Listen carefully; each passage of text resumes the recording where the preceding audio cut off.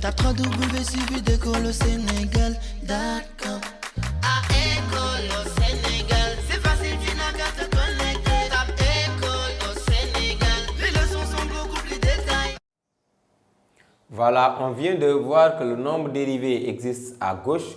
On va regarder, donc, on va essayer de voir ce qui se passe à droite. Donc, le nombre dérivé à droite est recherché comme ça. La limite quand x tend vers 1 plus, et je vais dire que ça va être de f de x moins f de 1 sur x moins 1.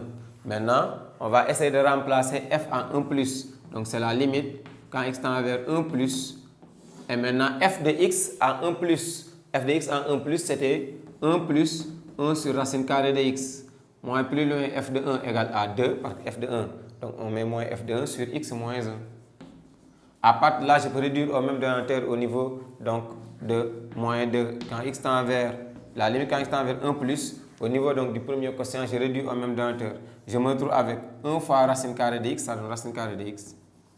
Plus maintenant ce 1 là, moins 2 racine carrée de x sur racine carrée de x. Le tout donne sur x moins 1. Je n'ai fait que réduire au même dénominateur 1 fois racine carrée de x et la racine carrée de x. Ce 1 là est maintenu. Moins 2 racine carrée de x sur le dénominateur racine carrée de x. Donc, au niveau de grande barre de fraction sur x moins 1. Maintenant, je continue le calcul. C'est égal à, voici la grande barre. La limite, quand x tend vers 1 plus, il faut donc de l'organisation pour ne pas confondre les deux barres de fraction. En réalité, on a au niveau du numérateur 1 qui est là, la grande barre. On a 1 au niveau du numérateur, moins maintenant. Moins 2x racine de x moins racine de x. Je vais mettre avec moins racine de x seulement. Et en bas, donc j'aurai racine carrée de x, facteur de 1, facteur de x moins 1. Donc, on a la limite quand x tend vers 1 plus, on a racine carrée de x moins 2 racine carrée de x et là moins racine carrée de x. Il y avait 1 ici. Donc, je vais regrouper le dénominateur, ça donne racine carrée de x facteur de x moins 1. À partir de là, je vais remarquer que quand je calcule la limite en 1 plus du numérateur, j'aurai 1 moins 1 égale à 0. La limite quand x tend vers 1 plus du dénominateur 1 moins 1 multiplié par ce 1 là égale à 0. Donc, par quotient, on a 0 sur 0. Donc, mieux vaut de multiplier directement par l'expression conjuguée. Et je vais prendre l'expression conjuguée du numérateur parce que c'est là-bas où il y a donc l'expression conjuguée qui existe. La limite, donc, quand x tend vers 1 plus, et je mets une grande barre de fraction. Donc, la limite, quand x tend vers 1 plus, je mets une grande barre de fraction. Et je multiplie par l'expression conjuguée, j'aurai 1 moins racine carrée de x, facteur de 1 plus racine carrée de x. C'est ça l'expression conjuguée. En bas, j'aurai racine carrée de x, facteur de x moins 1, c'est ce qui était là-bas. Facteur de encore 1 plus racine carrée de x, parce que donc l'expression conjuguée du numérateur, c'est 1 plus racine carrée de x. Je continue le calcul. J'aurai donc la limite toujours, je n'oublie pas. Quand x tend vers 1 plus, la grande barre, on a a moins b facteur de a plus b, je me trouve avec a moins a au carré moins b au carré. 1 au carré égale à 1. Racine carrée de x, le tout au carré égale à x. Donc je me trouve avec 1 moins x. Et au niveau du dénominateur, j'avais racine carrée de x, facteur de x moins 1, facteur de 1 plus racine carrée de x. À partir de là, je peux simplifier par x moins 1. Là, x moins 1, une simplification par x moins 1 va donner moins 1 en haut. Là, il faut que je factorise par moins pour avoir donc x moins 1. J'aurai moins facteur de x moins 1. Et les x moins 1 vont sauter. Et au niveau du numérateur, ça va rester moins 1. Et au finish, j'aurai donc la limite. Quand x tend vers 1 plus, au niveau du numérateur, on a moins 1. Au niveau du dénominateur, il y avait racine carrée de x. Le x moins 1 a été simplifié, facteur de 1 plus racine carrée de x. Il suffira de remplacer par 1. J'aurai moins 1 sur, qu'est-ce qui est en bas? Racine de 1, facteur de 1 plus racine carrée de 1. Puisque la fonction est définie, cette fonction est définie en 1, je peux remplacer directement. J'aurai moins 1 au niveau du numérateur. Au niveau du dénominateur, on a 1 plus racine carrée de 1 égale à 1. 2 fois, et 1 plus racine carrée de 1, autant pour moi, égale à 2. 2 fois 1 égale à 2. Maintenant, toute la limite égale à moins 1 demi. À partir de là, qu'est-ce que je dis? Que la limite, quand x tend vers 1 plus, donc de f de x moins f de 1 sur x moins 1, je trouve moins 1 demi qui est un nombre réel. À partir de là, je dis que f' à droite donc de 1 existe qui est égal à moins 1 demi. Conclusion, f est dérivable cette fonction-là est dérivable en 1 plus. À droite de 1, la fonction est dérivable puisque donc il y a un nombre dérivé qui existe. Mais donc on remarque que f' à gauche de 1, c'était égal à combien? 0. F' à droite de 1, c'était combien? Moins 1 demi. Donc cette fonction est bien dérivable à gauche comme à droite. Mais f' à gauche de 1 est différent de f' à droite de 1. Donc on a deux valeurs différentes. F' à gauche de 1 est différent de f' à droite de 1. On dit que donc f n'est pas dérivable. N'est pas dérivable en 1. Ici, f n'est pas dérivable en 1 parce que f' à gauche est différent de f' à droite. F' à gauche, on avait trouvé 0. Interprétation, CF admet une demi-tangente horizontale. F' à droite, on a trouvé moins 1 demi. Intéressant ici, interprétation, on va dire que CF admet une demi-tangente de coefficient directeur moins 1 demi. Ici, à droite de 1, CF admet une demi-tangente de coefficient directeur 1 demi. À gauche, on avait une demi-tangente horizontale et on avait dit que le coefficient directeur c'est égal à 0. À droite, on a donc une demi-tangente de coefficient directeur moins 1 demi. Ces deux demi-tangentes-là vont se rencontrer donc en un point et le point va être donc le point de coordonnées 1, f de 1. Donc au point de coordonnées 1, f de 1, CF admet ce qu'on appelle un point anguleux. Donc le point anguleux est précisé uniquement si la fonction est dérivable à gauche et dérivable à droite. Donc si la fonction est dérivable à gauche et dérivable à droite et que les deux nombres dérivés sont différents, on dit que la fonction n'est pas dérivable. Mais on avait annoncé l'existence d'une demi-tangente à gauche, l'existence d'une demi-tangente à droite. Comme ces deux demi-tangentes-là sont de directions différentes, on va dire que donc ces deux demi-tangentes-là vont former ce qu'on appelle un point anguleux au point maintenant 1, f de 1, ou bien au point d'abscisse 1 tout court. Donc on dit qu'au point d'abscisse 1, CF admet ce qu'on appelle un point anguleux puisqu'on a parlé de l'existence de deux demi-tangentes. Donc l'une qui est horizontale et l'autre donc qui a un coefficient directeur moins 1 demi. Donc ces demi-tangentes-là peuvent être placées même si on n'a pas donc l'équation de leur équation.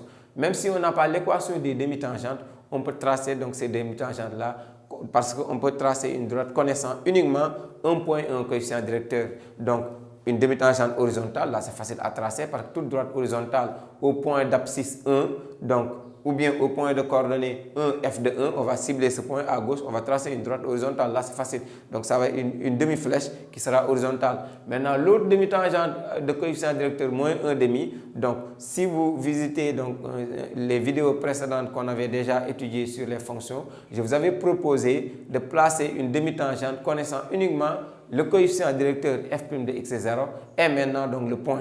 Donc si on a le point, donc le point c'est le point de coordonnées x est 0, f de x est 0, c'est le point et le coefficient directeur, donc la donnée de ces deux informations-là vous permettra certainement donc de tracer donc cette droite-là donc sans passer par l'équation de la demi-tangente. Ici, on vient de remarquer que cette fonction n'est pas dérivable donc au point d'abscisse 1, ou bien cette fonction n'est pas dérivable en 1. J'ai parlé donc de la dérivabilité pour la courbe, je peux dire au point d'abscisse 1, mais pour la fonction, je peux dire que cette fonction n'est pas dérivable en 1 parce qu'elle est dérivable en 1 moins comme en 1 plus, mais donc les deux nombres dérivés sont différents.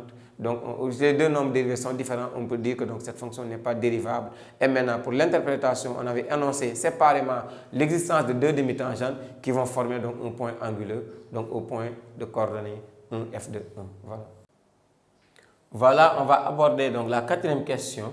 La quatrième question, c'est de déterminer les limites aux bornes de DDF. N'oubliez pas que DDF c'était 0 ouvert jusqu'à plus l'infini. Donc les limites aux bornes, je vais m'intéresser en 0 plus. La limite quand x tend vers 0 plus de f de x. Je vais prendre l'expression donc qui est définie en 0 plus. Donc c'est la première.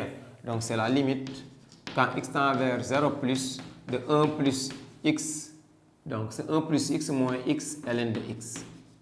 Donc je peux calculer cette limite-là. Je peux dire que donc la limite d'abord quand x tend vers 0 plus de 1 plus x égale à 1 plus 0 qui est égal à 1. Donc, je remplace les x par 0. Deuxièmement, la limite quand x tend vers 0 plus de x ln de x ceci égale à 0 parce que c'est une limite usuelle. La limite quand x tend vers 0 plus de x ln de x égale à 0. Donc ici par différence, donc c'est une différence de deux limites. Par différence, donc la limite quand x tend vers 0 plus de f de x égale à 1 parce que ça donne 1 moins 0 qui est égal à 1. Maintenant l'autre limite, c'est la limite quand x tend vers plus l'infini de f de x.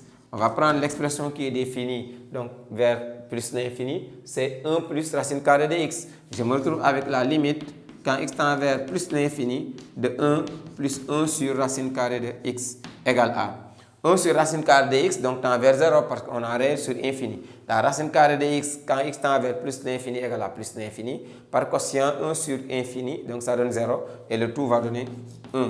Désormais, on peut dire que donc, la limite quand x tend vers plus l'infini de f de x égale à 1. Donc, les limites aux bornes étant calculées, on peut interpréter, donc ici, la limite quand x tend vers plus l'infini égale à 1, on peut dire que la droite d'équation y égale à 1 est une asymptote horizontale à CF, donc au voisinage de plus l'infini. Y égale à 1, donc est une asymptote horizontale donc à CF au voisinage de plus l'infini. Ici, donc, sur la copie, évitez de mettre des abréviations AH ou bien AV. Donc, vous mettez en toutes lettres CF admet une asymptote horizontale, la droite d'équation y égale à 1. Maintenant, si c'était la limite quand x tend vers 1 égale infini, on va dire que CF admet une asymptote verticale. Mais ici, c'est infini égale réel. Si vous avez infini, x tend vers infini donne un nombre réel, c'est une asymptote horizontale. Si vous avez réel qui donne infini, c'est une asymptote verticale. Si vous avez infini qui donne infini, on annonce l'existence d'une branche infinie. Maintenant, cette branche infinie-là peut être, donc après la recherche, une asymptote oblique ou bien une branche parabolique donc de direction quelconque, direction OX, direction OY ou bien direction asymptotique. Mais sachez que la limite quand x tend vers infini égale infini, donc donne l'existence d'une branche infinie. La limite quand x tend vers réel égale à infini donne l'existence d'une asymptote verticale. La limite quand x tend vers infini comme ce cas-là égale à ce réel-là donne l'existence d'une asymptote horizontale. Maintenant, il y a une limite que je n'ai pas encore donnée. C'est la limite quand x tend vers réel égale réel. C'est ce cas-là. La limite quand x tend vers réel égale à ce réel-là. Donc, on va seulement donc, placer le point de coordonnée 0, 1 et donc la courbe va passer par ce point-là, 0, 1. Si bien que ici, 0 ne fait pas partie du domaine, mais quand on va tracer la courbe, on va vous montrer comment représenter donc, ce point-là. Ce point donc, qui a pour coordonnée 0, 1, on va prendre donc, notre repère et au niveau du point de coordonnée 0, 1, on va mettre donc, une représentation comme ça et donc la courbe va être croissante ou bien décroissante. La courbe va prendre cette allure-là croissante ou bien cette allure-là décroissante, mais au niveau du point de coordonnée 0, 1, donc on va faire cette représentation-là. Si ce point appartenait donc au domaine de définition, on va représenter comme ça. C'est pour montrer que si bien que cette fonction-là n'est pas définie en 0, mais elle est prolongeable en 0 parce que la limite quand x tend vers 0 égale à un nombre réel. On peut définir une fonction qui est égale à f de x si x différent de 0 et f de et maintenant, donc cette fonction-là sera donc a pour image en 0, à 1, donc comme image de 0. Ou bien donc cette fonction-là, donc 0 va représenter un antécédent et l'antécédent de l'image de ce 0-là va être égal à 1. Autrement dit, donc vous remarquerez que cette fonction n'est pas définie en 0, f. On ne peut pas dire que cette fonction est continue en 0. Mais je peux définir une fonction que je vais appeler h. C'est ce qu'on a fait même dans ce problème-là. Tel que h de x égale à f de x si x différent de 0. Et h de 0 égale à cette limite-là, 1. On dit que h est le prolongement par continuité de f en 0. Là aussi, donc cette représentation, si on voulait représenter ce point-là, ce n'est pas une asymptote verticale, ni une asymptote horizontale, ni donc une branche infinie. On va représenter comme ça. Et maintenant, donc, ça va être croissante ou bien décroissante, suivant maintenant donc, le signe de la dérivée ou bien donc, ce qu'on a au niveau du tableau de variation. C'est ce qu'on va faire donc, la semaine prochaine. La semaine prochaine, on va vous proposer donc, le reste du problème parce que donc, il y avait 8 questions à 7 questions dans ce problème-là qui a été donné donc, au bac 2022 en série S2. On a traité les 4 premières questions. Maintenant, donc, on va vous proposer une solution au niveau des autres questions donc, du problème avant d'aborder les deux autres exercices du bac 2022. Voilà, merci. W suivi d'école au Sénégal.